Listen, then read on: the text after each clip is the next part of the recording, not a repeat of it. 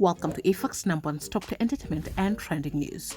Former television news anchor Jacque Maribe, who is standing trial in the murder of Monica Kimani, disclosed to an Nairobi court that she learned of the businesswoman's death while reading the news bulletin on TV.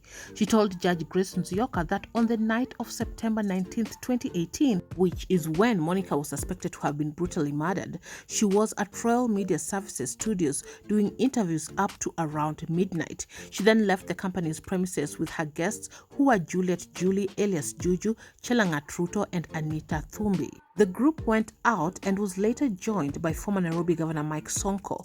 They remained in the club until 4 a.m. Jacque Maribe also testified that she did not have her car that evening.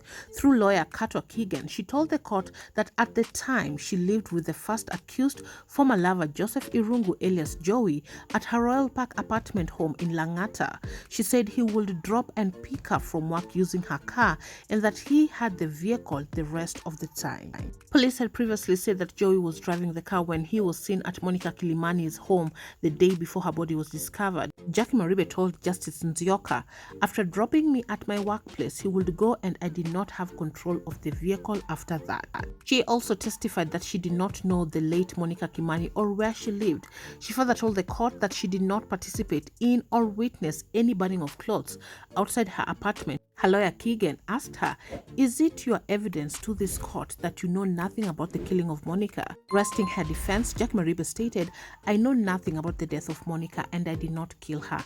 I learned about her death when I was reading a news bulletin. I urge this court to acquit me." Therefore, according to Jacque Maribe, her alibi is strong. Her friends and former Nairobi Governor Mike Sonko, that is the person she was with on that evening. Jacque Maribe is not the only one putting out that she did not know Monica Kimani. She learned of her death while reading the news bulletin. Joey Rungu also stated before Lady Justice Grace Nzioka that he learned of Monica Kimani's death through the news. Joey, the suspect to Monica Kimani's murder, shared the events of the night he is said to have shot himself, apparently after falling out with his then flame, Jacque Maribe.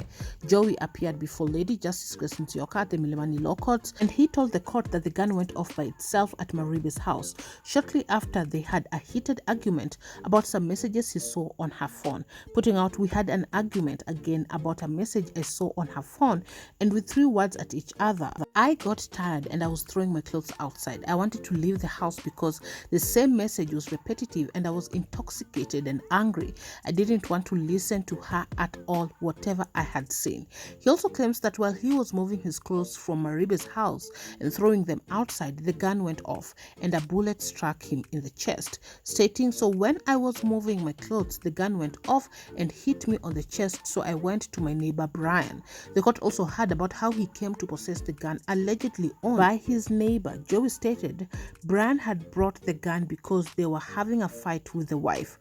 According to Joey Rungu, he gave the police a contradictory account of his bullet wound because the gun's owner Brian told him he had obtained it illegally and would be in trouble if word got out, stating, "Brian gave me a narrative that I said thugs attacked me because Brian had acquired the gun illegally, and he said if we said the truth he will be in trouble." According to Joey Rungu, Maribe informed their neighbor that he had shot himself before they all piled into Jacque Maribe's car and drove to a hospital in Langata, stating, "They took me to a hospital in Langata but they were not ready for us, so they took me to Nairobi Hospital. Brian later dropped us to our house and in the morning I didn't wake up early. Jackie's mom came around 11 a.m. I said hi and went back to bed."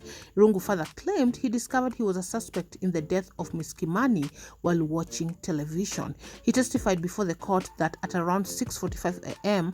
the following morning, police officers arrived at his door and questioned him, stating, "I was taken to DCI and a lady showed me a CCTV video asking me if that was me and I said no, but she insisted that it was me. I learned on TV what I was being accused of." During the court proceedings, Irungu stated that the pair of cream shorts brought as exhibit were not his. He claims to have worn a brown pair on that particular day. Joey Irungu, who was freed from committee after about 2 years on a 2 million Kenya shillings cash bail, also also denied knowing the late Monica Kimani, stating, "I really don't know Monica, but I know the brother George.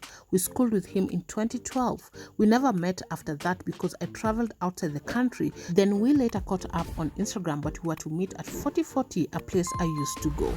I have never interacted with her. I didn't even have her number."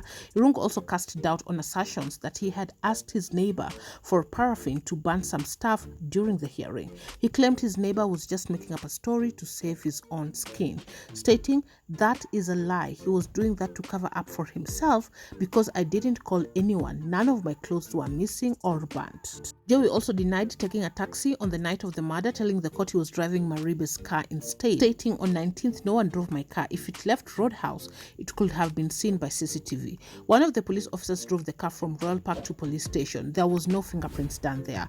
According to Joey Rungu, on that fateful night, he drove around looking for fuel after leaving the roast house where he was hanging out with friends. Joey stated, "We stayed at Roadhouse till 11 p.m. waiting for Jacque Maribe, and I tried calling her but she was not picking. I reached out to Monica Kiragu, who got hold of her, and she told me her phone was charging. We had no plans that we were going out. We roamed around Dennis Prit trying to fuel, but that time there was no fuel. I was with my friend. We went round till Mbagathi, then back to Roadhouse. I fueled 500 and gave my friend 500. Then I dropped my friend, then drove again to Westlands where Maribe and her friends were."